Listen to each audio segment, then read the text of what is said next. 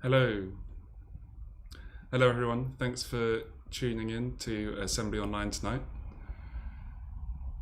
See people in the chat. I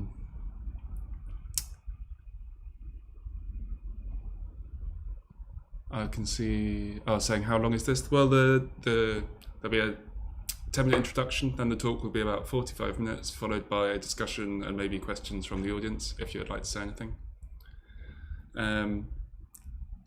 Thank you for joining us tonight for Assembly Online. For those who haven't joined us before, Assembly Online is a free live stream program of visual art, sound, poetry and performance. The press release and live stream link is sent out to the mailing list every 2 weeks, so do sign up if you'd like to hear about future events. I can post the link to the YouTube chat in the YouTube chat now for the new website, where you can find out about all the info and links to social media. As you're probably aware, the program is made up of a few regular series that return on a 2-month rotation alongside separate single events. Tonight, sorry, lost where I was. Tonight, you're tuned in for Of and By, one of the regular events on Assembly Online. Of and By is a series of artist talks, screenings and discussions organised by the contemporary art critic Jonathan P. Watts. I'll be back at the end to mention a couple of things about upcoming events that we've got and the break over Christmas. Just a few shout outs to people in the chat. Alice Madhat from Lowestoft. Shouts out to the Lowestoft crew. Future Cosmetic from Lincoln, Matt Dunn from Bristol, Essex, Emma Rice, London from Great Yarmouth, Alice Brown in Leeds but from Beccles, Spiced Rooter from Bristol, Sean Hancock from Norwich, Radical Assis from Southend, Hayley here. Hello to the 37 live listeners tuned in. I'm now going to pass over to Jonathan, who will give an introduction for Matt's presentation. Jonathan, you should be up now. One two.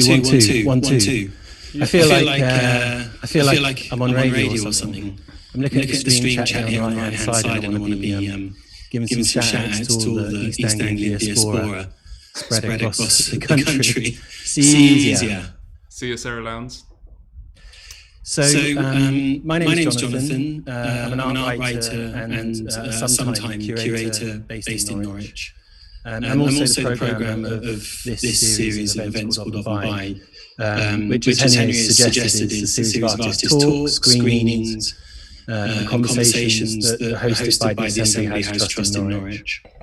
So Of and By is part of a wider programme of contemporary art and activity that's overseen by the Trust Visual Arts Coordinator Henry Jackson Newcomb.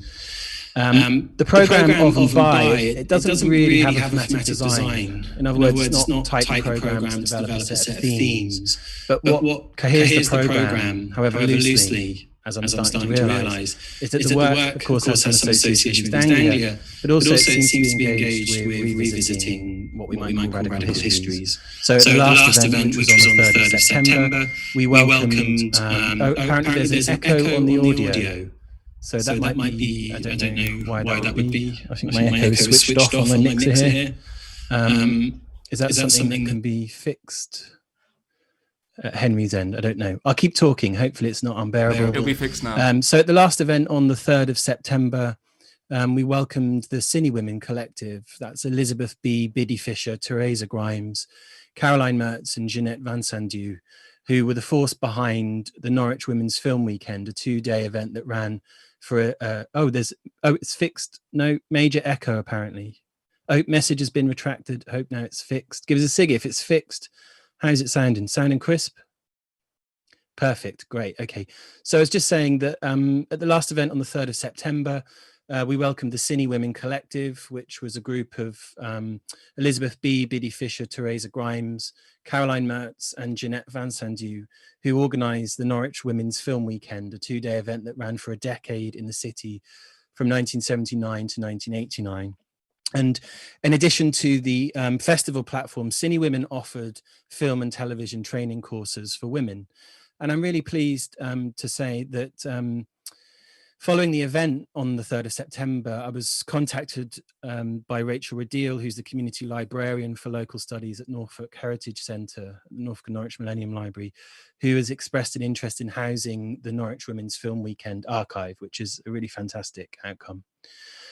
Prior to this, we've welcomed Justin Barton, who presented the audio essay on Vanishing Land, which was produced in collaboration with the late Mark Fisher in 2006. And we've also hosted filmmakers Louis Henderson and Emily Richardson and the collage artist Simeon Barkley. But tonight, the 6th of and by event, I'm so pleased to welcome Matt Anniss, music journalist, researcher and author of Join the Future, Bleep Techno and the Birth of British Bass Music, which was published by Velocity Press in November 2019.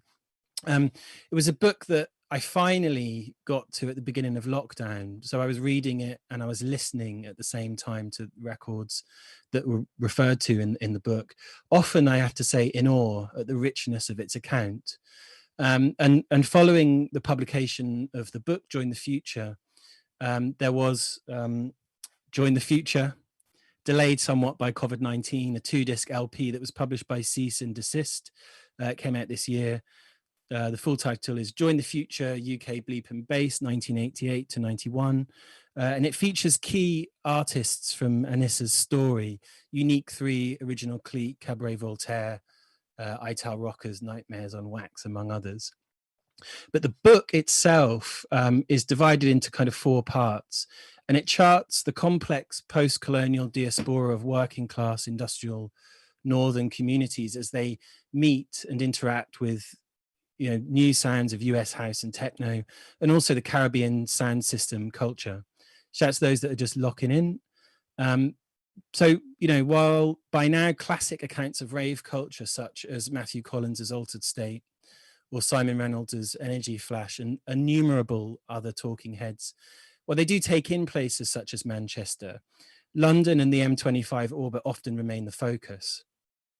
But by drawing us up the M1 corridor, plotting the Midlands all-dayer scene against Caribbean blues bars, sound system culture, and the emerging sample dealer of hip hop, Matt's argument in Join the Future is that, as he puts it, the bone-rattling assault of subsonic vibrations of bleep music was Britain's first authentically homegrown dance music movement. And it took hold not just in clubs, but also in warehouses, fields, factories, and forests across the north of England. After finishing the book, I felt compelled to tweet Matt. I don't usually do this kind of thing. And I wrote the following: history from below, oral histories, citations of small presses and devotional projects. Method is counter to mainstream, whatever that is today, that's in keeping with the attitude of the music. A sort of fanboy moment. Matt speaks to hundreds of people in this book, following leads, triangulating accounts, drawing conclusions from this. He engages with material from local publishers, as I've suggested, and the voices of protagonists threads through the writing, and it's always situated against a changing social and economic backdrop of the 70s, 80s into the early 90s. And I think, really Matt is a node. He accumulates and he makes sense of the minutiae. He's aware of the way that it contributes to an ecology that builds up and makes more complex accounts that are often simplified by the media, by key players who did this, when and where. There's no compression. It's dense and it's complex and it's rich. And this was something that Matt himself has explored more recently for DJ Magazine, DJ Mag, in March this year in the article, How Much of UK Dance Music History is Real? I have to say, picking it up again in the run up to tonight, I've been in awe all over again at it as a piece of work. Somewhere towards the end of Join the Future, Matt takes us to the fringes of London, into Essex in East Anglia, into the region, of course, without motorways, only A roads, to a microscene inspired, as he puts it, by the triple delights of rave culture, bleep and bass, and early breakbeat hardcore. He writes, these mostly white working class rave converts were loosely based around Boogie Time's record shop in Romford. And I'd also read something that Matt had written a few years earlier for the Red Bull Music Academy on the soul all-dayer scene of 1975 to 86, which took in the first National Soul Weekend that occurred in Caister-on-Sea, just north of Great Yarmouth in 1979. When I tentatively invited Matt to draw these things together for Of and By, he initially responded enthusiastically, noting, and I didn't realize this, that in fact his dad was from Great Yarmouth. He wrote in the email, the Essex side of the story told in Join the Future is something that I wanted to spend more time researching, because there's definitely a larger story there that has yet to be fully told. What fascinates me about it, in part at least, is that it had a kind of Wild West vibe that was totally different to what was happening in Yorkshire, the Northwest and London. So Matt's presentation this evening is the beginning, hopefully, of a new project, resulting in something that might look a bit like Join the Future in its treatment of bleep techno and British bass music, but for the Eastern region. Matt's presentation will last approximately 50 minutes, 50 minutes, followed by some time afterwards for questions and conversation. You can ask questions by writing in the chat to the right-hand side of the screen, just to the right of the image frame. And Matt has also asked me to let you know that if you feel that you want to share any stories after the event, then please do get in touch. And you can do that by either just noting that in the stream chat, or maybe go to jointhefuture.net, I think the URL is. It's in the description below. Let me just have a quick look. Well, mattanniss.com. So yeah, if you want to share stories. What I just will say is that this event will be available to be retrieved and viewed again on YouTube. So it's not just, I mean, this is a live event, but you'll be able to view it again. So please do share it with people that you think might be interested in learning more. And finally, of course, Christmas soon comes. The perfect gift. One for your nan. I would urge you all to buy the book. So I'm going to hand over now to Matt, and I just want to say thanks again, Matt, for agreeing to participate in this evening's event. I'm going to share my screen, and over to you, Matt.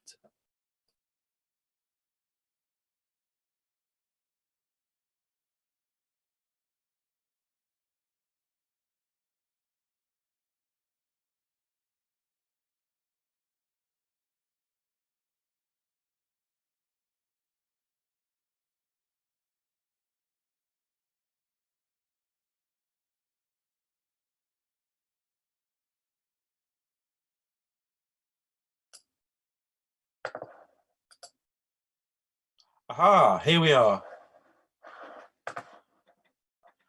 Thanks a lot to everybody for joining me tonight. And thank you to Jonathan for that brilliant introduction. Apologies, oops, for that. I'm just trying to. The Zoom call has gone a bit crazy. I'm not used to it. Just bear with me. Here we go. So now I know what I'm doing. I have to see my notes, you see, which are on screen. So, like I said, thanks to Jonathan and all of you who've tuned in tonight. Now we can get going properly, because I know what I'm doing. So before I get to the main body of the talk, I wanted to tell you briefly why I was so keen to take on this commission. Now, Jonathan has mentioned that a little bit, but there's some specific things that I think I need to mention. When I started the research that would eventually lead to Join the Future 6 years ago, I had a number of motivations, and the primary one really was to rewrite British dance music history, but not by doing down the role of those already mentioned, but by focusing on important events that had not previously been documented. To me, I think the written history of British dance music is piecemeal at best.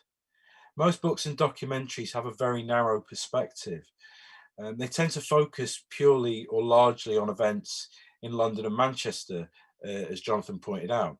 They often ignore what happened elsewhere in the country in favour of recycling the same tired and often whitewashed stories. So this was a big issue for me, and it definitely drove me on to write During the Future. I wanted to show that other parts of the UK, and Yorkshire in the Midlands in particular, played a big role in creating the blueprint for what would now be called British bass music or UK bass. Now, this is a collection of styles that have emerged at different points over the last 32 years and which share some common characteristics, most notably deep, weighty sub-bass and a strong influence from Caribbean sound system culture. Although the book concentrates on Yorkshire and the Midlands to begin with, as Jonathan points out, it does end with London and Essex.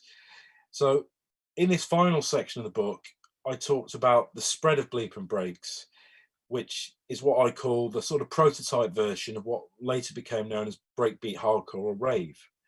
Now, East Anglia played a really big role in popularising breakbeat hardcore and rave culture, but I didn't really get to explore it that much in the book.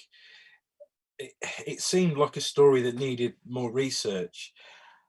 Now, I've been digging into it a bit, and you'll hear some of that research and some of those stories tonight. But I can tell you that I think I was right. Now, when I started researching the talk, I was actually surprised at how many of the things I'd developed, or the ideas I developed, I say, while writing the During the Future were also relevant to what happened in East Anglia in the 80s and 90s. During the research for the book, I spotted themes and patterns that helped to explain the development of scenes and the wider spread of rave culture in that between 1988 and 95, 96.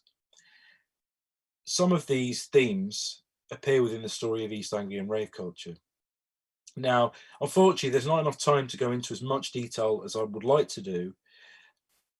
And I'm also aware that some of you who are watching and listening tonight will have lived through that era and will have had some incredible experiences and will know some of the people mentioned and plenty of people that I don't mention.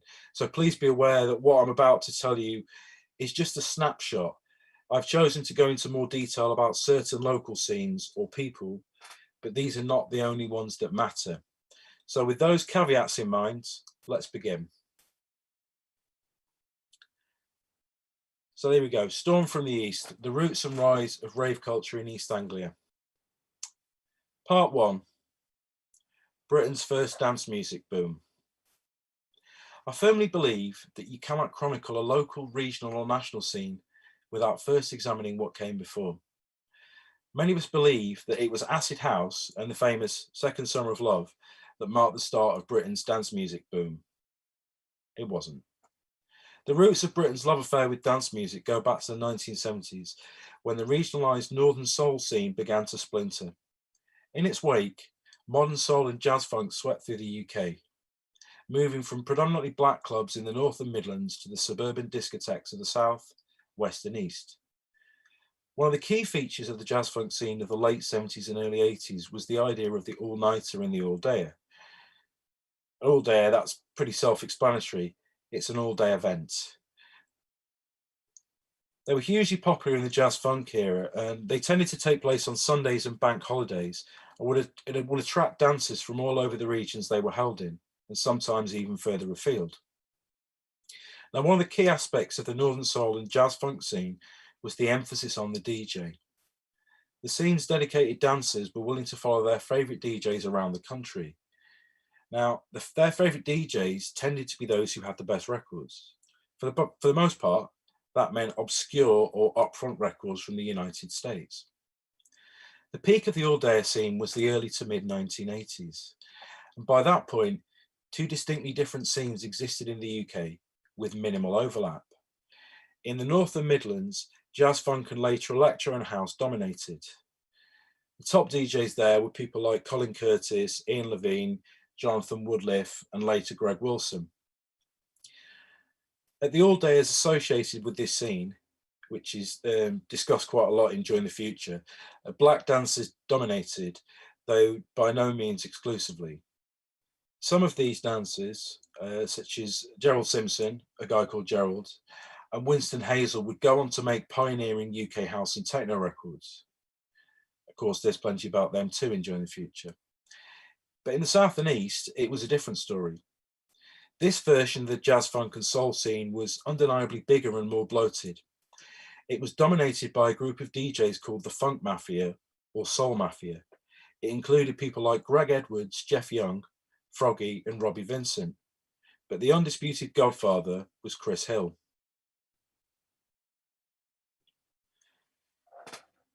Here we see a picture of Chris Hill at the mic in, I think, 1978, that's what it says there, yeah. Hill's rise began thanks to DJ residencies at two now iconic venues in Essex, the Gold Mine Club on Canby Islands and the Lacy Lady in Ilford. Both of these nightclubs became places of pilgrimage for serious soul dancers from across the UK. Chris Hill was not a mixer in that he didn't beat match as DJs do today. Froggy, who he DJ'd with on plenty of occasions, did. He was a pioneer of mixing. But Chris Hill's success as a DJ came from his dedication to getting great records before everyone else, but also his larger-than-life personality. He was someone capable of packing out clubs, and he knew it. This made him the ideal headliner for all dayers across the home counties in East Anglia. Promoters and venue owners knew that Hill would bring the punters. He was, in some respects, the UK's first superstar DJ, or at least the first superstar DJ who came up through the clubs rather than as a kind of a Radio 1 personality. Hill was also the first to negotiate a cut of ticket sales as part of his payment. Hill frequently appeared up the East Coast in Great Yarmouth. There, a DJ and promoter called Richard Routledge ran regular soul and jazz funk events. These were marketed under the Richard's Parties banner. Routledge and his business partners used a number of venues in Great Yarmouth, such as Rosie's, which was a former ballroom round the back of a giant ABC cinema close to the Britannia Pier.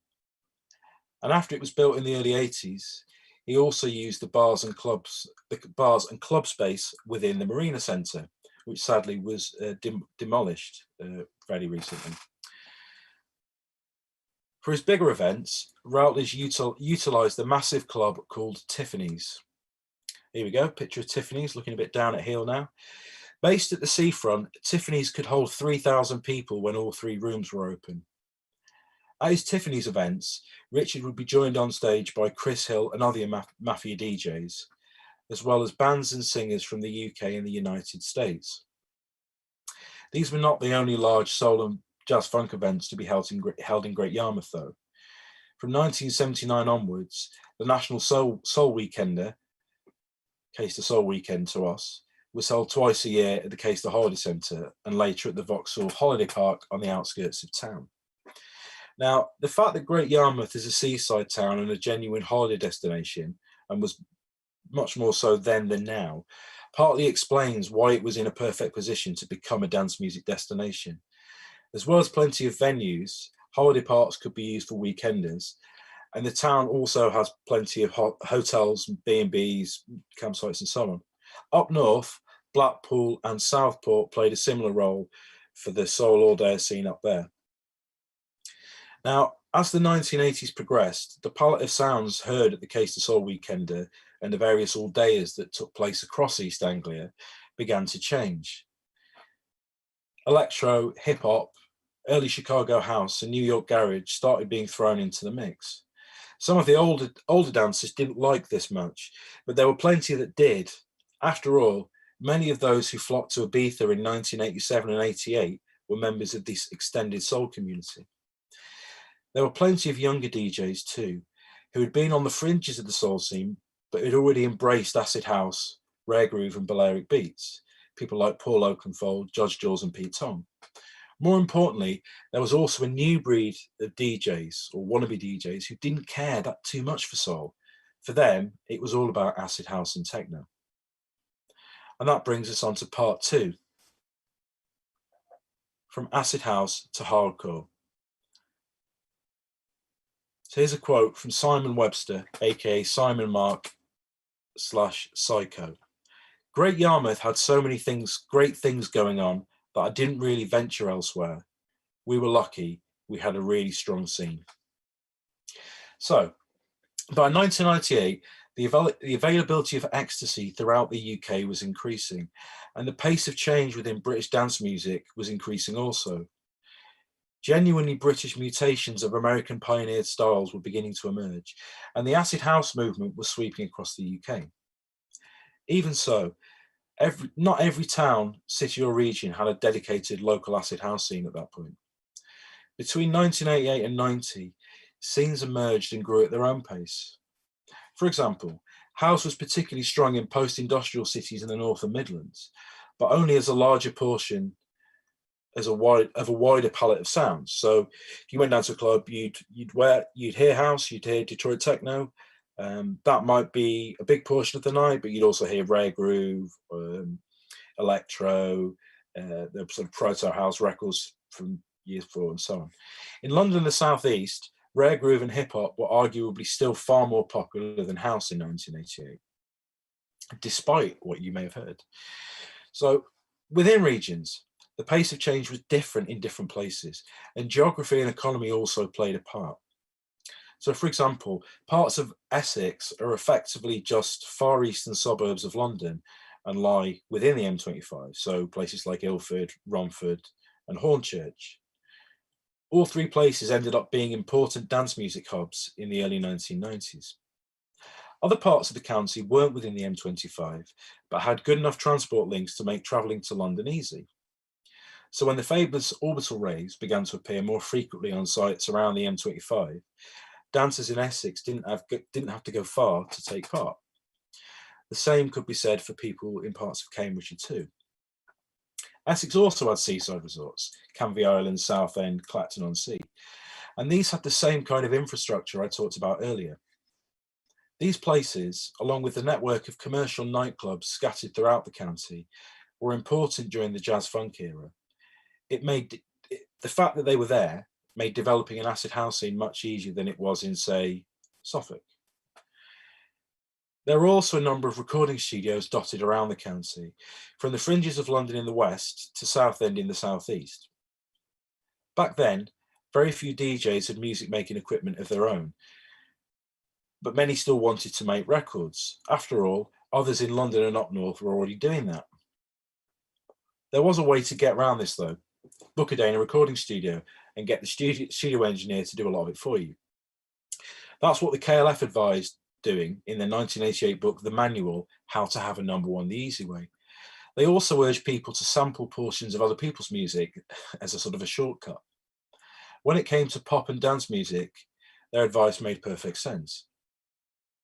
A number of DJs from Essex tried this approach, with some success on the emerging dance music undergrounds. This included a group of then friends, Dave Lee, Mike Cheel, Mark Ryder, Andre Jacobs, and Danny Donnelly. Lee, Cheel, and Ryder made music as MDM, including one of the UK's earliest pure acid house tunes, before Ryder went his own way and started the Strictly Underground label. Jacobs made sample-heavy tracks inspired by bleep and bass, acid house, hip-hop, electro, and early breakbeat hardcore, releasing them on his own label, which is called D-Zone. He made all of these at established studios with the assistance of engineers. So Danny Donnelly is the next person. Get up the picture of, here we go, here he is in the front and inside of Boogie Times. So Donnelly was the man behind Boogie Times in Romford. He established two important hardcore and later jungle labels, Boogie Times and, more significantly, Suburban Bass. Like Jacobs and Mark Ryder, Donnelly brought into the entrepreneurial ideals of Thatcherism. Now, I have no idea what his politics were, but given his business practices, I could take an educated guess. Donnelly aside, all those I've mentioned so far became hugely successful producers between 88 and 92, releasing music that added breakbeats to the acid house, Detroit techno, and bleep and bass blueprints. By the time other producers began to catch up with them Essex and East Anglia at large was at the forefront of rave culture. More importantly, there was one sound that was dominant: breakbeat hardcore, or as some people may now refer to it, rave music. There was, of course, another Essex outfit that needs mentioning here, who did more than anyone else to popularise hardcore: The Prodigy. In the late 80s, Liam Howlett lived in a squat and spent his weekends dancing to hip-hop and house at a Braintree nightclub called the Essex Barn. By the mid-90s, his band was the biggest rave act on the planet. When rave culture spread and strengthened in Essex, the number of illegal indoor and outdoor parties naturally increased dramatically. There weren't as many warehouse parties as there were in, say, Blackburn, where abandoned Victorian mills were 10 a penny, but there were still lots of outdoor and indoor raves. In Essex, beaches on the East Coast were popular spots. So why am I telling you all this? Well, for starters, what happened in Essex in the acid house era is a great example of how a local or regional scene develops and the ingredients needed to make it happen. Now, I've thought a lot about how scenes develop over the last few years.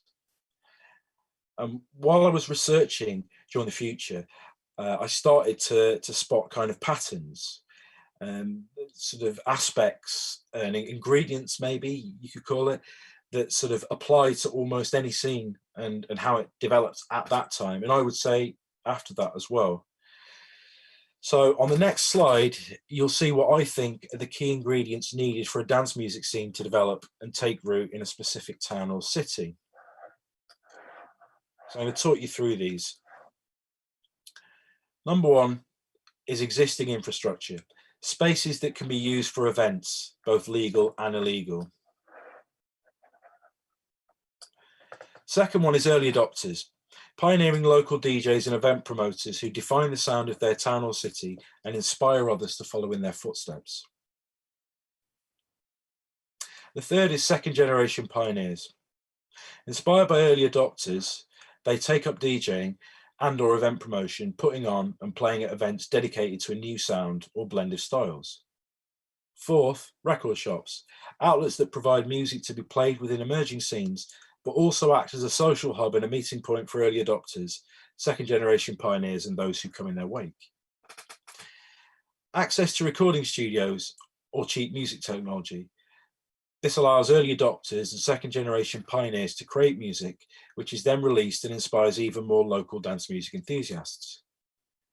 Finally, success stories. Early adopters and second generation pioneers who end up releasing music, gaining wider regional and national success, and showing a clear career path. To show how this theory can be applied in practice, I wanted to focus a little more on the scene in a specific place. So I've chosen a portion of the East Coast that includes Beccles to the west, Lowestoft to the east, and Great Yarmouth and Galston-on-Sea to the north. So here we go then, infrastructure. I've already explained how Great Yarmouth had existing infrastructure that made it a genuine dance music destination throughout the 1980s. This put the town's existing promoters and DJs, and a new breed inspired by acid house, at an advantage compared to, say, those in Norwich. Now, that's not to say that Norwich didn't develop a scene during this period. It definitely did, but it didn't have as much dance music history or infrastructure to begin with as Yarmouth. If we think in terms of spaces for illegal parties, Great Yarmouth has a number of industrial estates, including a really sizable one that backs onto the docks. It also has beaches, some sections of which are not that near built-up housing areas. Galston-on-Sea, which, for those not from the area, is a smaller town to the south across the mouth of the River Yare. Galston is the starting point for an unbroken strip of beaches that stretches down to Lowestoft in Suffolk. So, next one, early adopters and second generation pioneers. Or I should say early adopters technically. This is the most important of the ingredients because without early adopters, there's no chance of a scene developing, regardless of what infrastructure exists. So who were the early adopters in Great Yarmouth? Well, aside from the promoter and soul DJ Richard Routledge and his crew who ran the Richards Parties events. The key figure, I think, was a DJ called Andrew Riches, or as he was known on lineups and still known by most people in the area today, simply as Richie. In 1988, Richie was a young DJ who spent a lot of time travelling back and forth to London to buy records. He dug for records that others couldn't find locally so that his set stood out. At the time, he primarily played house and hip hop, so Richard Routledge recruited him to be one of his resident DJs. Here's an example of a Richards Parties flyer from the period, December 1988, if I'm not wrong. Yeah, a couple of days before Christmas. Note the lineup of music on offer: 70s funk, hip hop, deep house, and acid. It's important to note at this point that house music was still a niche interest in 1988.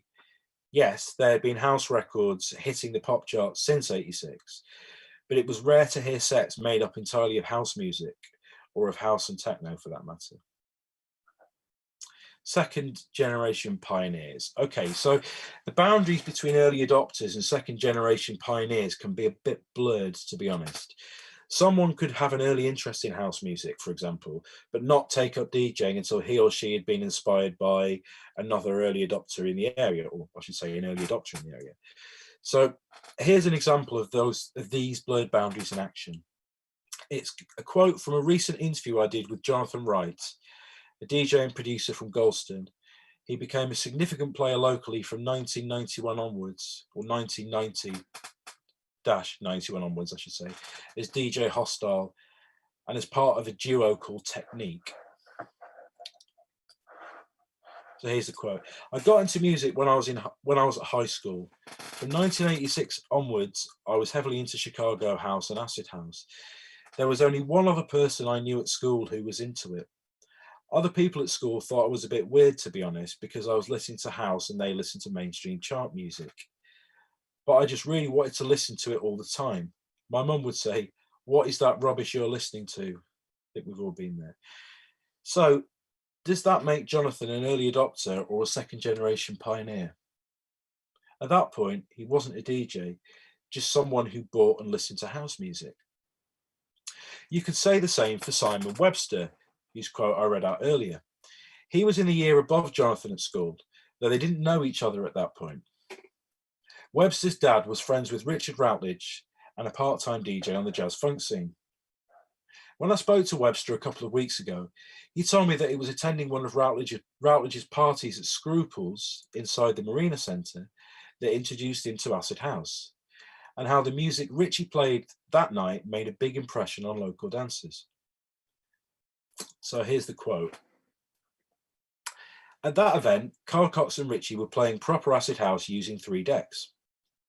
It was hard and heavy. Richie also used to play quite a lot of Belgian new beat, which was very druggy and intense. From that point onwards, it was harder, more intense stuff that worked in Great Yarmouth. I remember Sasha coming to play in Yarmouth and being surprised that he was playing all this music with pianos. Because of hearing Richie play so much, I thought all DJs played hard music. So the ability for early adopter DJs to shape and define their local scenes is a recurring feature in Join the Future. I found that a number of DJs in Sheffield and Leeds, in particular, had an extraordinary amount of influence, inspiring, and in some cases also helping a new generation of younger DJs. A good example is DJ Martin, real name Martin Williams, who lived in Chapeltown, Leeds. He not only inspired many local DJs, he also helped them to produce records.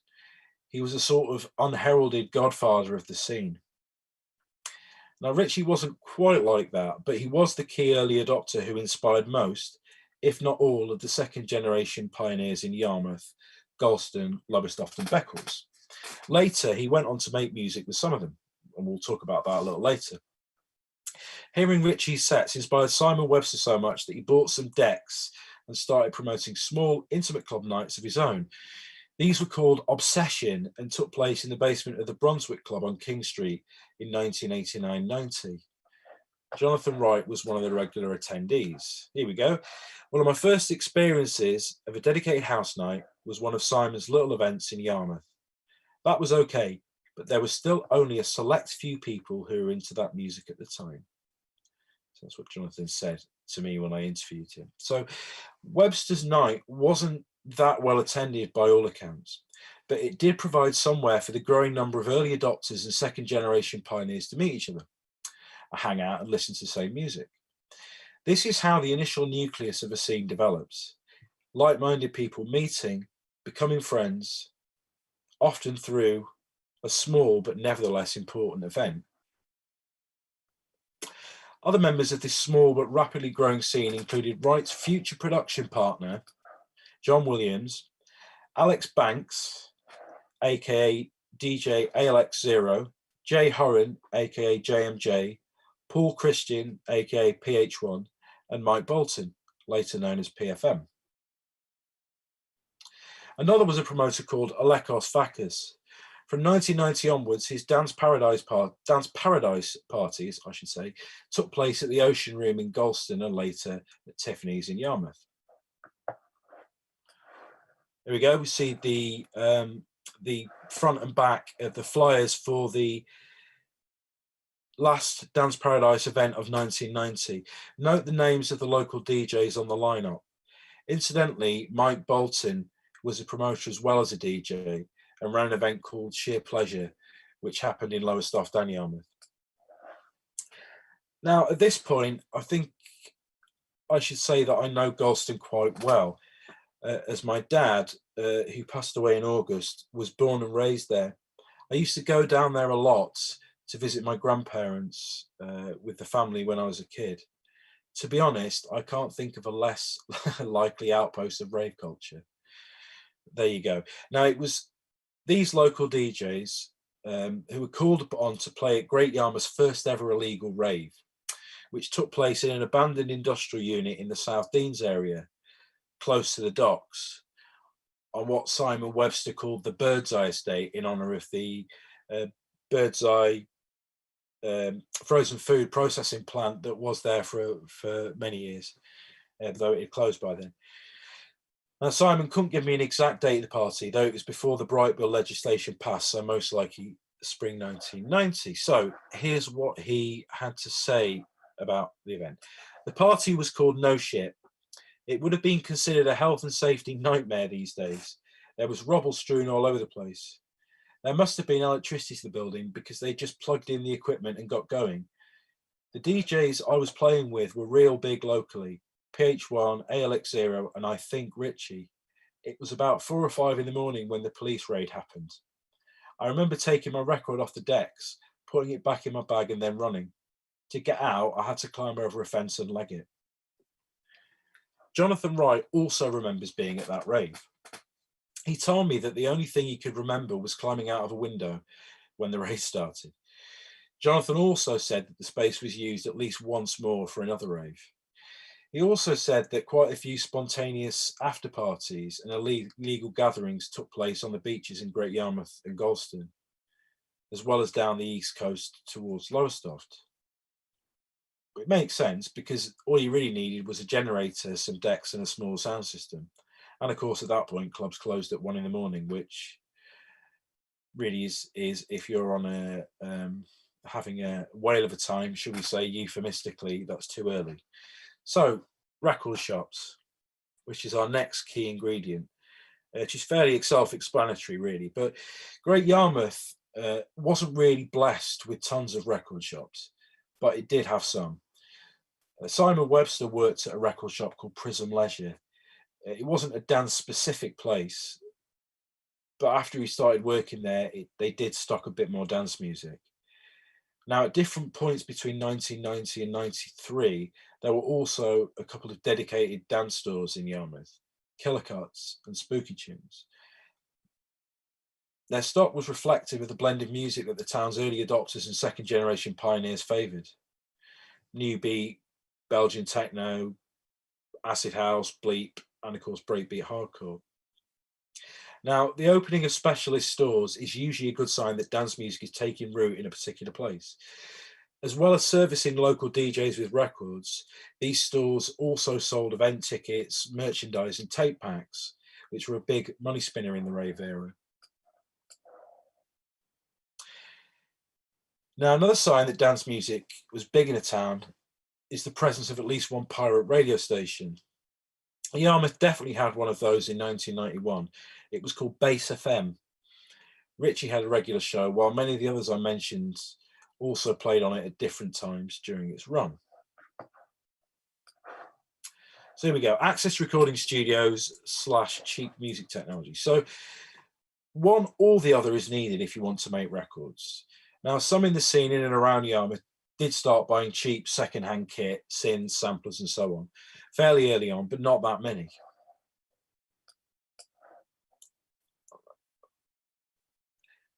Even those that did, though, weren't yet skilled enough to create polished tracks from scratch.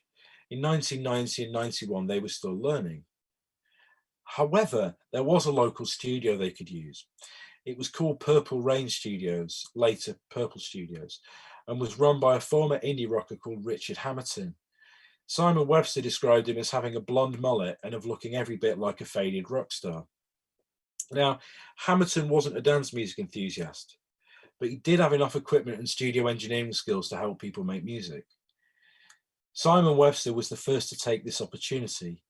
He turned up at Hamilton's studio with a piece of paper on which he'd drawn a kind of a rough arrangement, copied from another track he liked, and some sounds to sample. The tracks he made with Hamilton's help were signed by a label up in Sheffield called Ozone Recordings, and there's a chapter about Ozone in Join the Future. Simon's singles were released under the name Simon Mark. The first was called Say Ah, and it came out around about the autumn of 1990 and sold in the region of 3,000 copies. Now, this brings me onto success stories. Webster was the first of Great Yarmouth's earliest rave era DJs to get his music signed by an established dance label. But the same year, Alex Banks and Jay Horan made and released a record of their own, with a little help on the mixdowns from Hamilton. The idea for the A-side came from Ritchie. It was called Cool Down the Bass and featured a lot of samples, the main riff resembling the KLF's What Time Is Love. Jonathan Wright mentioned that the KLF track was one of Ritchie's secret weapons, something that when it came as a white label promo, he had that nobody else in Yarmouth could get hold of. He wouldn't tell any of the others what it was, though. He always used to apparently cover up his records like a lot of DJs, or the labels of the records like a lot of people did in those days, so nobody knew what he was playing, secret weapons and all that. Of course, with the KLF track, that changed when it became a massive top 10 hit. So here's the label artwork for that release. I genuinely would love to know why they called themselves Plastic Clothes Mechanics, but so far I've not been able to find out. So the next success story was Technique, which was a collaboration between Jonathan Wright and John Williams. They'd been messing around with turntables, a cheap keyboard, and a very basic 4-track music package on Williams' Commodore Amiga. They got that piece of software free with an Amiga magazine, probably Amiga Format or Amiga Power. They tried doing sessions with Richard Hamilton, but apparently they didn't really work out. They didn't feel the vibe. So Wright did play some of their demos to Simon Webster, though. He sent them to his boss at Ozone, a guy called Kev Donoghue, who decided to offer Technique a deal. He paid for them to travel up to Doncaster and re-record the tracks at a studio there, alongside an engineer called Matt Ellis. That's Ellis, not Anniss, no relation. Easily the biggest success story of the early 90s period, though, in Great Yarmouth at least, was Hyper-On Experience. This was Beccles boys Alex Banks and Danny Demiere. Their hardcore singles for the legendary rave era label Moving Shadow were hugely popular nationwide, making them a big deal far beyond their hometown. So, as you can see, for a relatively small town, Great Yarmouth had a particularly vibrant scene during this period, early period of the rave era. So it had DJs and producers who were making a name for themselves nationally, so success stories, loads of regular events, and even hosted dedicated acid house weekenders. There was one that happened on a number of occasions in 89 and 90 called Chaos, which took place at the local Pontins holiday camp. See, Great Yarmouth is just one scene of many in East Anglia. There were others of differing sizes all over the place. If you look back and examine them now with fresh eyes, you could identify the existing infrastructure, early adopters, second generation pioneers, record shops, and success stories. And together, these local scenes supported a larger regional scene, which in East Anglia was, I would say, one of the strongest in the country at that point. As you can see from this flyer for an all-dayer in Norwich, by 1991, connections were being made between key DJs and nights in different parts of East Anglia. This particular event featured DJs from Norfolk, Suffolk, Essex, and Cambridgeshire, and for some reason Stevenage. Not quite sure why. We'll gloss over that. East Anglia could sustain these kind of large regional events, whether at regular venues or in some cases more unlikely spots. Jonathan Wright actually told me a story about how one of his favourite legal raves of the early 90s was at the Speedway Stadium in Kings Lynn. Now, one thing I should touch on here is the free party and illegal rave scene, which was notoriously strong in East Anglia, perhaps more so than almost anywhere in the country at that point. In Norfolk alone, raves took place in Thetford Forest, on East Coast beaches, in farming warehouses, and on former RAF airfields. They were hosted by crews like the Bee's Knees, Proper Stuff, and Off Your Face. The latter also put on a number of big legal rave events at established venues, such as the Waterfront in Norwich. It was the same story in Cambridgeshire, Essex, and parts of Suffolk. Part 3, East Coast fusion. So, rave culture as we know it today, largely legal and safe, and a big money-making venture for certain promoters, DJs, and producers, was well established by the mid-1990s. By 1995, British dance music was able to sustain a wide variety of styles and subgenres, with scores of nights dedicated to each. By that point, dance music and rave culture, or dance music culture, was almost an established, well, it was an established part of the entertainment industry, perhaps the naughty little brother, but still a part of it. But even so, the culture was nowhere near as homogeneous as it is today. There were still significant local and regional variations, with some towns and cities preferring certain styles over others. East Anglia managed to sustain its historic links to the more soulful side of dance music, but arguably became more renowned for two things: rave/happy hardcore and jungle/drum and bass. Both of these sounds are branches of the same techno and breakbeat hardcore roots. Jungle, and later drum and bass, was initially a darker, faster, and more sub-bass heavy mutation of hardcore. It was initially known as dark or darkcore before the term jungle became more widely used, though that I would say is disputed. If you read different books about the history of drum and bass, some say that jungle as a term was there from the start, others don't. Jungle drew a lot more heavily from sound system culture, and specifically dub, ragga, and dancehall. So as jungle developed, hardcore changed too, but in a different direction. It was also fast, but the sounds favoured were less influenced by sound system culture. So by the time it became happy hardcore, it was more dominated by rapid 4/4 beats, sped up, squeaky vocal samples, and big piano riffs. There was a split in the scene between the more jungle drum and bass people and the more happy hardcore people that was at times bitter, though for a period initially both jungle and happy hardcore DJs sometimes appeared on the same lineups. However, over time, the schism between the two sounds only widened. DJs and producers weren't forced to take sides, but many did. To some, happy hardcore was a musical dead end. It was very popular with ravers though. At Dance Paradise in Great Yarmouth, for example, you could fill all 3 rooms at Tiffany's when they put happy hardcore DJs on the lineup.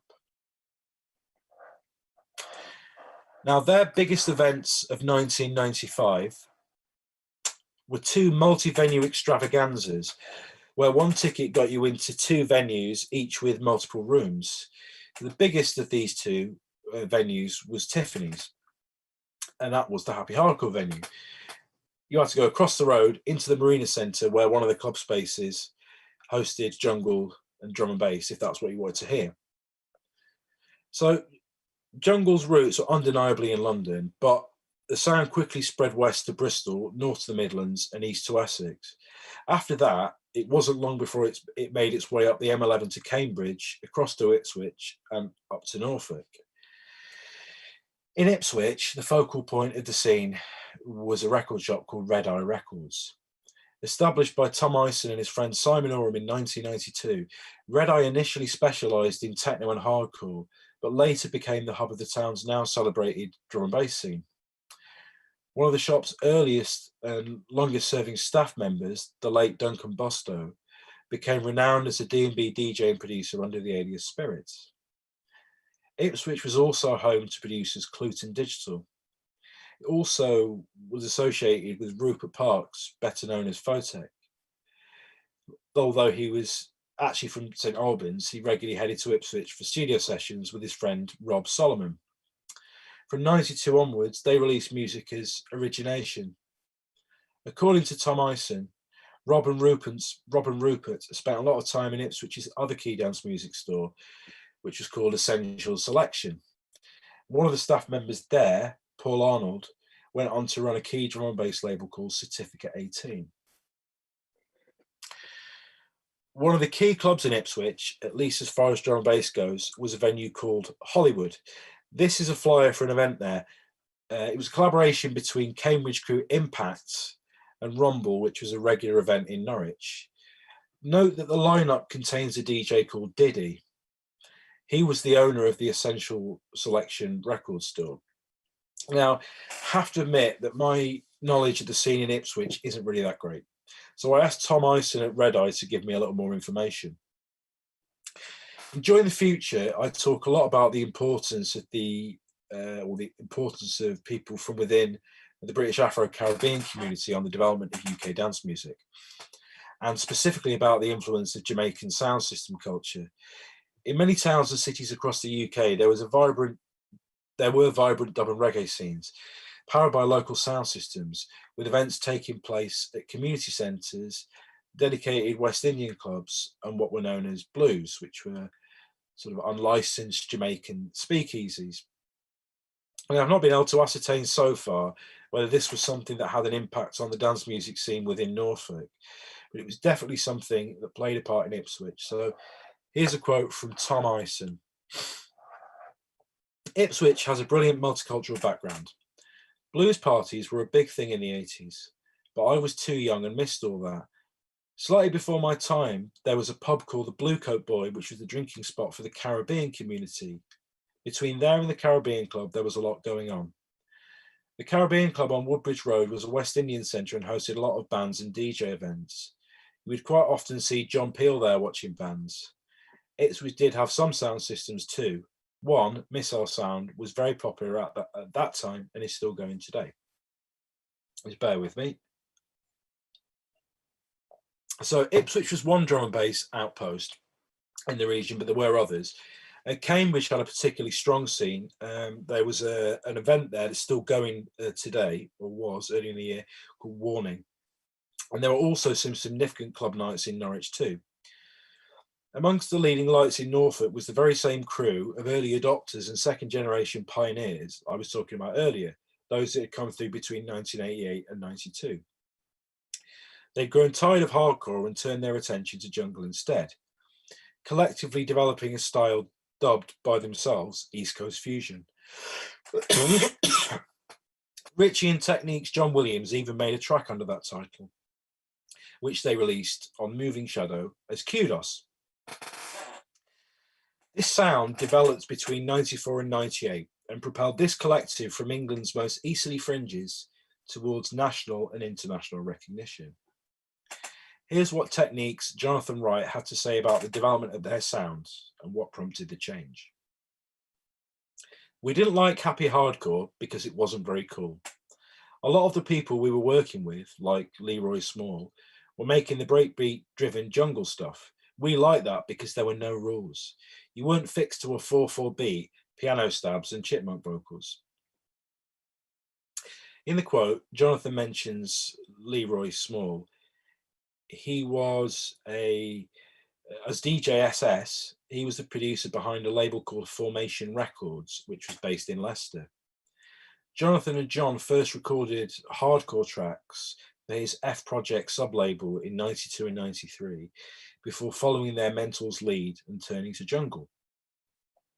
Their first single for Formation was released in 1994, and they continued to record drum and bass for the label well into the 21st century. John Williams was also involved in another short-lived project with Ritchie and Jay Horan called Spirits from an Urban Jungle. After that, Ritchie and Horan recorded together for Moving Shadow as JMJ and Ritchie. Of course, at that point, Moving Shadow was one of UK dance music's most successful independent labels. Horan was a key figure because he was also more famously part of Easy Rollers with Alex Banks. They achieved great success with their smooth, soulful, and intelligent brand of D&B, again on Moving Shadow. Another member of the Beckles connection, Danny Demier, went solo as Flytronic. Then there was Lowestoft's Mike Bolton, who joined forces with Jamie Saker as PFM. They were responsible for a number of big hits on LTJ Bookham's label Good Looking. Here is the cover art for one of their early singles, One and Only, which was actually released on the Good Looking offshoot, Looking Good. Bookham was a hugely influential figure within drum and bass in this period.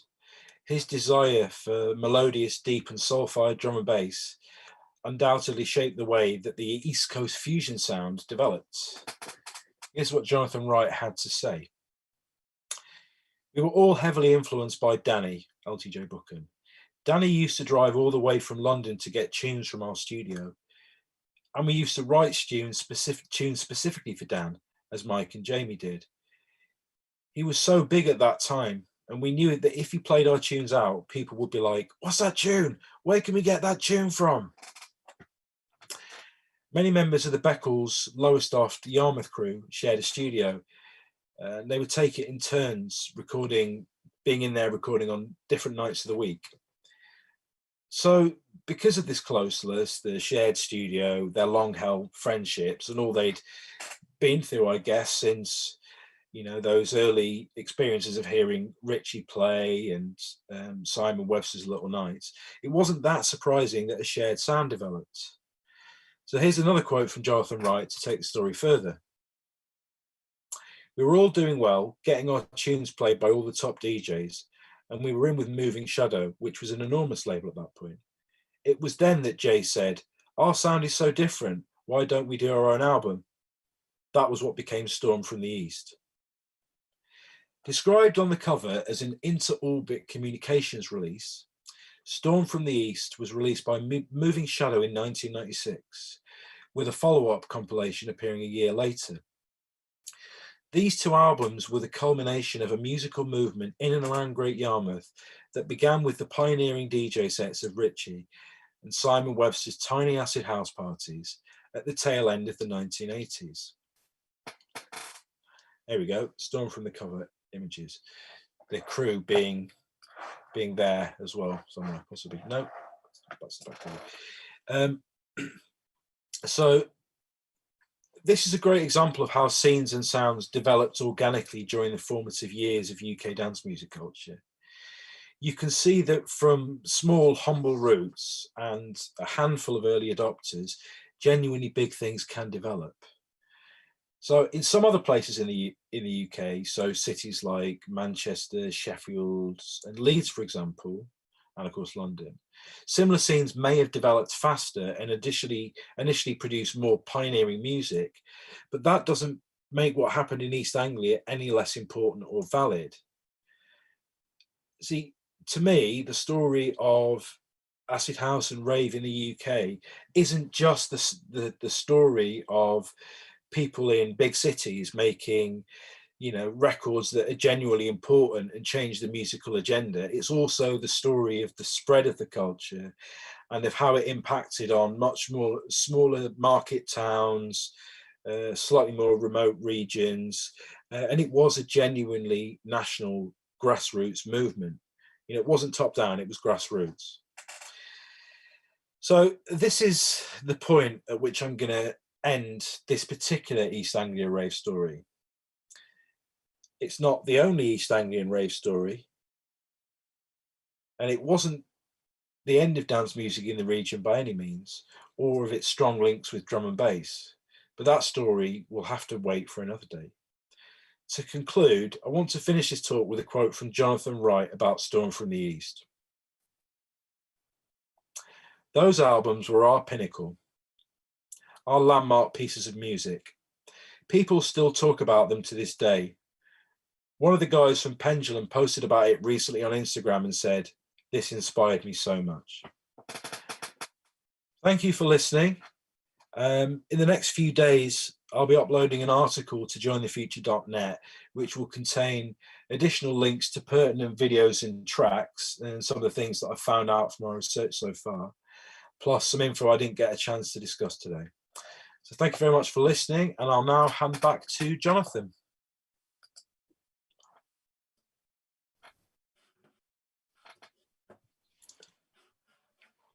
Perhaps. Ooh, hello, can you hear me? Yay! Thanks, Matt. That was, oh, here we go. Yeah, that was an absolute joy. Thank you so much for that. Just before I open with a question, I'm just going to have a look at the stream chat. I would just like to remind you all, if you have any questions or comments or observations that you want to share, you can put those into the stream chat. We've got some recollections here. Roanna Seekings is saying one of my first tape packs was Dance Paradise. There's some enthusiasm for spooky tunes. Future Cosmetic is saying that Pat at Ozone is listening in. Shouts to Pat at Ozone. And so Emma Rice is saying that you could get your Eclipse merchandise from Spooky Tunes. And Radical Essex is clapping away there. Yeah, Eclipse was something I should have mentioned a bit more, actually. Eclipse in Cambridge came up quite a lot in the conversations I had with Simon Webster and Jonathan Wright and others. It was a big sort of legal, and then it was they started with the legal raves, didn't they, I think, and then they did legal raves after that, post the Bright Bill, and that was a big pull for people from all over the region. You what you've done this evening is sort of tested a hypothesis. You know, you say that you've tested your theory, and you've applied what you've learned to East Anglia. But it's interesting to me because it seems that the practice seems to come before the theory, or it certainly seems like that in Join the Future, that actually you almost sort of resist theorizing in favor of sort of listening to stories. And you know, I wonder if you could just start by sort of saying something about that as an approach. Well, I'm primarily a journalist, not an academic. Yeah. So that is a slightly different approach. Maybe I'll become an academic one day, who knows? But for the time being, you know, I'm a journalist. That's where I come from. What I'm interested in primarily is stories. What I want to do is how I approached Join the Future was, okay, I'm going to find out as much as I can about this, and, you know, find people. And of course, once you find people, they then say, oh, you need to talk to this person, and they connect you with that person. So it's almost like a kind of a bit of a cheesy analogy or metaphor, but like an onion. So there's one layer, and then the next layer, and the next layer, and then eventually you get to in the middle, you get to the story, whatever that may be. So yeah, the theory wasn't something that I went, okay, this is this, and I'm going to attach it to it. It's I've written about scenes in other places around the world, you know, at different points over the last 20 years. So for example, if you applied this theory or this set of ingredients to somewhere like Oslo, as an example, where in the 2000s there was a kind of a wave of I don't know, space disco, cosmic disco, whatever you want to call it. So you could say, if you were applying it to that, you would say that maybe the early adopter, their existing infrastructure, because there were clubs there and there was a radio station, national radio station, NRK1, I think it was called, like BBC Radio 1, and they had a dance show on that from the 90s onwards. And the guy that ran that, who was also operative at the grassroots level, was a guy called DJ Strangefruit, and he inspired people like Prince Thomas and Lindstrom and Todd Terje. And then there were record shops there, you know, they had access to recording studios, or they had cheap music technology, because by that point it was a lot cheaper to make music. You just do it on your home computer. And then they were success stories internationally. And now it's like a self-sustaining scene. You know, Prince Thomas has got a label called Full Pop, which continues to put out, after, I don't know, 15 or 16 years they've been going, new music made by people who were inspired by him and others. So that works for that. You would say it also, if you look Enjoying the Future, you would say it works for Leeds and Sheffield and so on. But obviously I won't talk about that too much right now. Unless you ask me to, obviously. But I mean, I guess this has something to do with the article that you published earlier this year, about where you kind of questioned the extent to which UK dance music history is real. And in that, you make a bid for complexity. Nuance. Sorry? Nuance.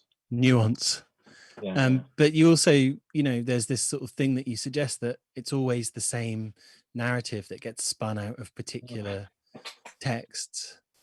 I was sort of interested to know, in your research, who was kind of key for you? Who did you kind of speak to, who then kind of opened up doors for this? Oh, for this particular talk.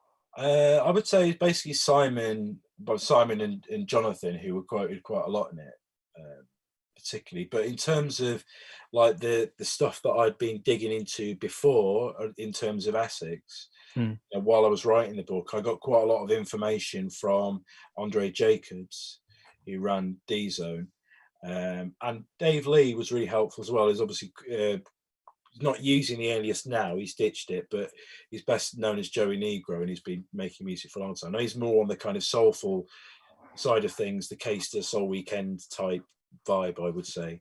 But he was really useful as well. And there was a lot of stuff that he told me, like you mentioned the Wild West aspect. One of the only people that turned down an interview request when I was writing Enjoying the Future, there were a few,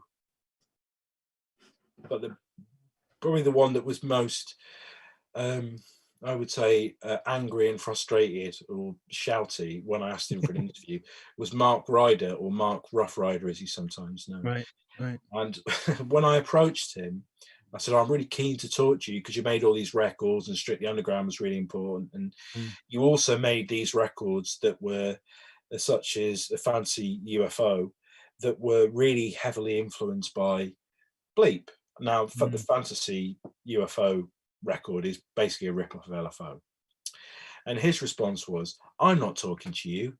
And I won't swear now, but he said, it's past the well, you know, I was never influenced by any effing Northerners. Right. I made the first acid house record in the UK. Right. And I was like, okay. I mean, he didn't make the first acid house record in the UK. It was like, okay.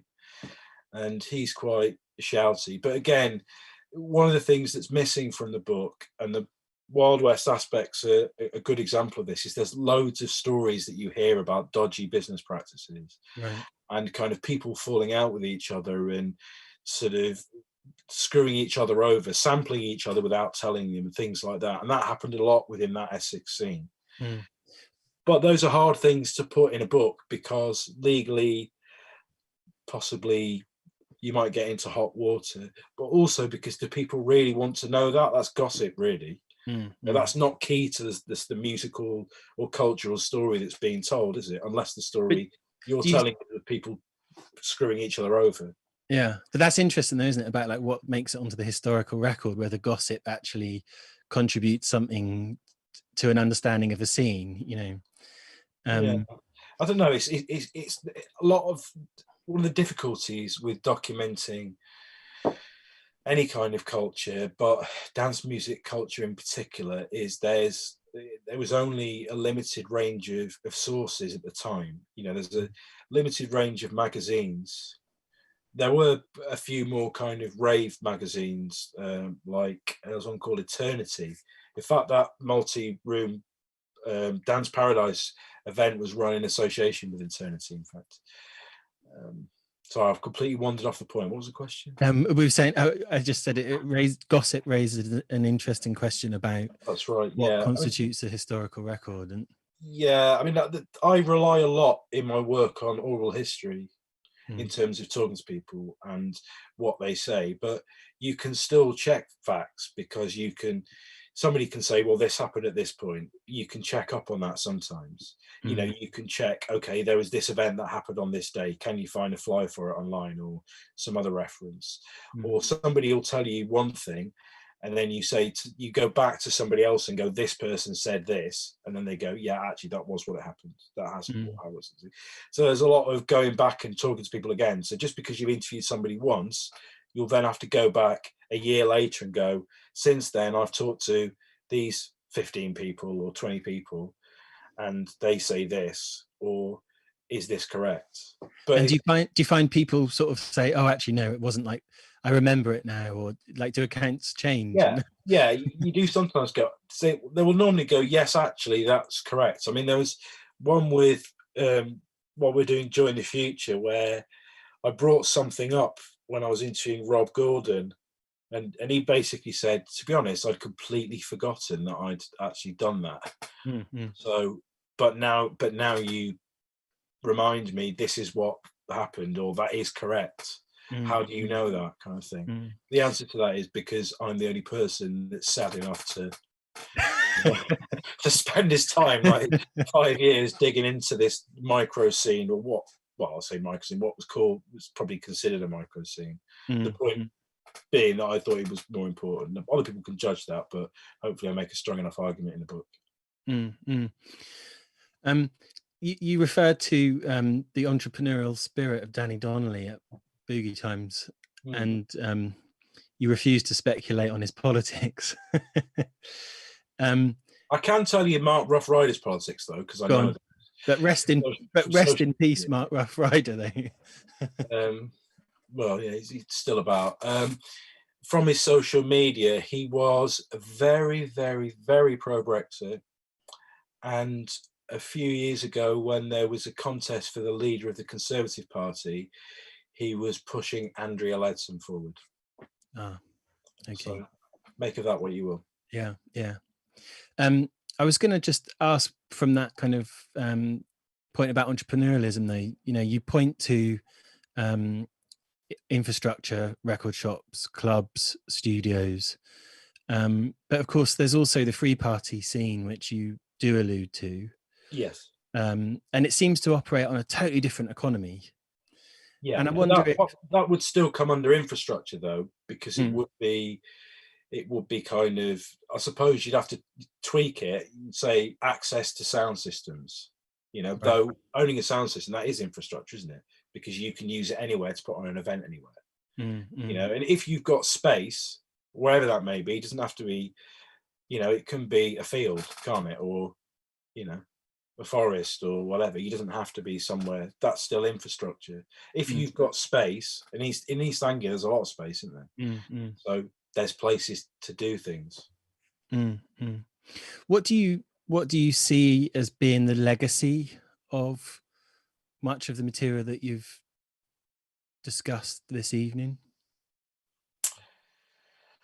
See, that's an interesting question, and it isn't something that I've really thought about that much yet, really, to be honest, which is a really terrible answer. I know. But it did take me, just as an example, when I was doing Join the Future, I thought I knew what the legacy was, but I was still, when I got towards the end of the process, as you know from reading the book, the final chapter, when it talks about visiting these people for a final time, at that point, I thought I knew what my conclusion was going to be, but it wasn't going to be written like that. And it was meeting younger sort of DJs and producers from Sheffield who are in their 20s, as well as some of the older guys again. It's meeting them and them taking this interest and them they'd already made the connections that I was making. So that actually, sometimes it takes, you might think you know what the legacy is, but it takes another perspective to point it out to you, or it comes to you later. Certainly the free party scene continued, didn't it, in East Anglia, to be really strong. And I wouldn't know what it's like today because I don't live in that part of the world. But musically, I guess, it's a hard one, isn't it, really? Yeah. We've got some comments in the stream chat. Multi-Governor is saying, me and a couple of mates started putting on jungle nights in village halls in North Norfolk when we were at sixth form during 93, 94. You see, that's an interesting one. There was also, which I can't remember the name of, there was a guy, some fairly early jungle drum and bass records that actually were made by a guy based in Kings Lynn. I think somebody who works at one of the record shops there. Right. So Kings Lynn North Norfolk does have a kind of a jungle link. Omar Shaban in the chat is saying, question here, just curious, as the free party scene was big in East Anglia, were collectives like Spiral Tribe or others from outside East Anglia and M25 circuit doing parties there that held any kind of influence in the East Anglian scene? See, I can't actually answer that question. I don't know, but that is something that I'd want to look into because that would make sense. We've got an answer to your question as well. Dance Force in Kings Lynn, Les. Dance Force, that's it, yes. So Molly Governor is saying, we used our mate's dad's reggae sound system for the parties. As soon as we could drive, we'd travel to London to buy tunes. Fantastic. There we go. I need to talk to them. Yeah, sounds like Multi-Governor should have a chat with you. Drop me a line. We'll do an interview. You can tell me about your experiences because that sounds great.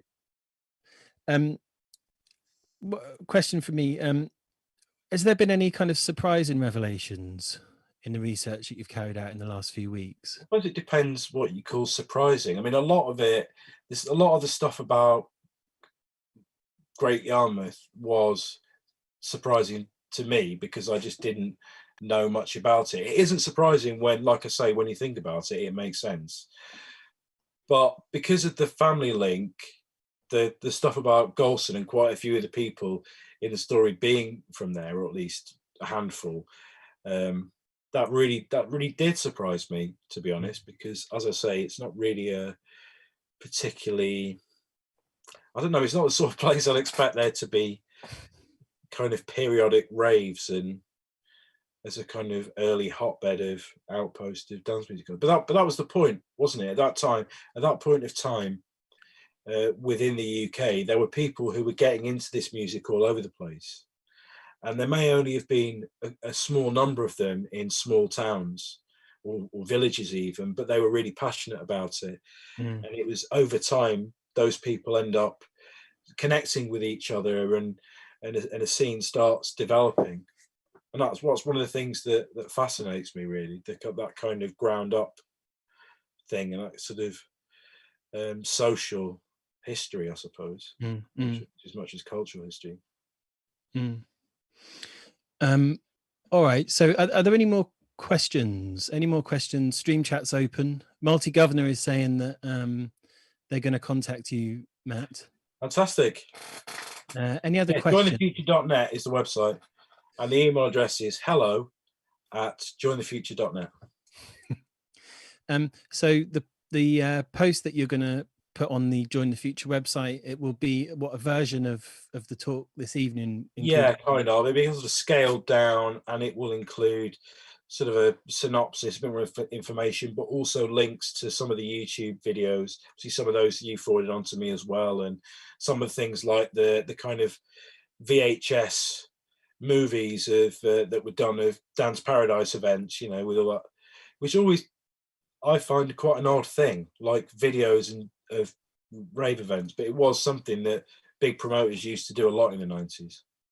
Perhaps people used to go home at whenever after with big dinner plate sized eyes and watch some footage of raves and people dancing with flashing lights. I remember as a sort of 11-year-old watching a friend's bigger brother's VHS tapes of Inside Tiffany's, and effectively watching it as if you're seeing a kind of surveillance camera eye view, and watching it for hours on end, just as a kind of ambient thing in the background.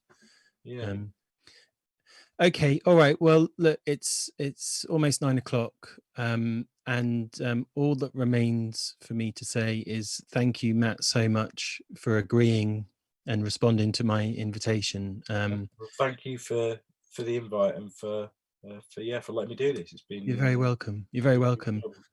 And thank you also the Assembly House online for hosting this and giving us a platform for tonight's event.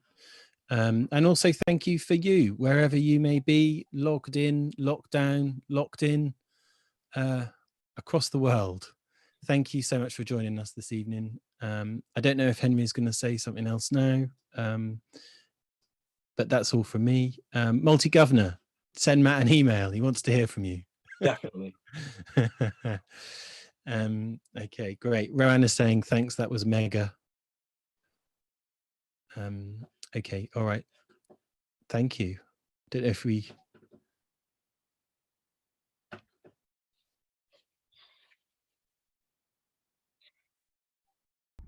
Yeah, okay, there we go.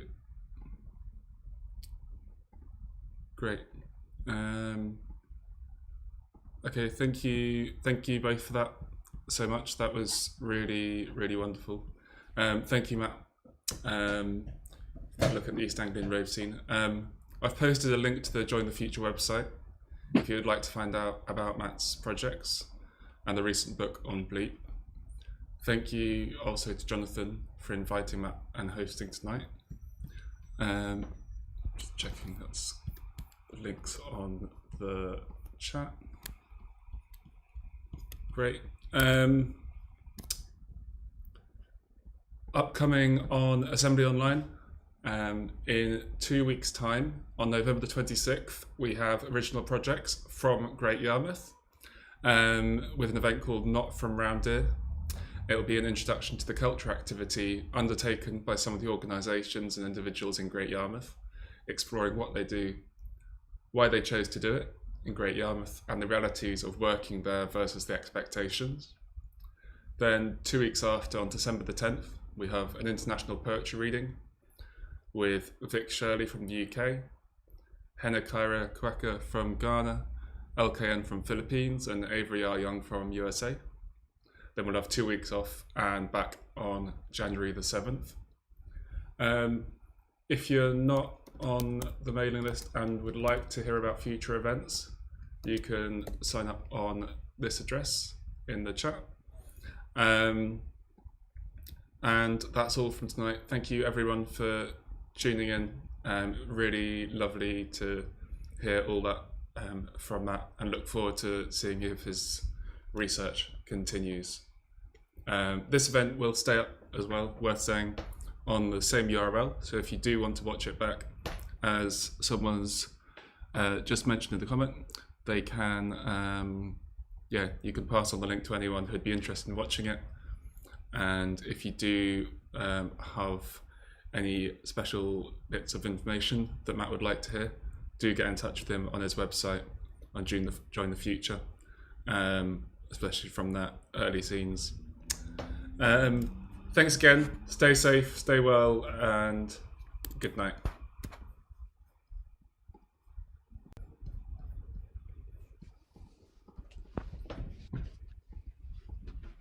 Cool. Hello.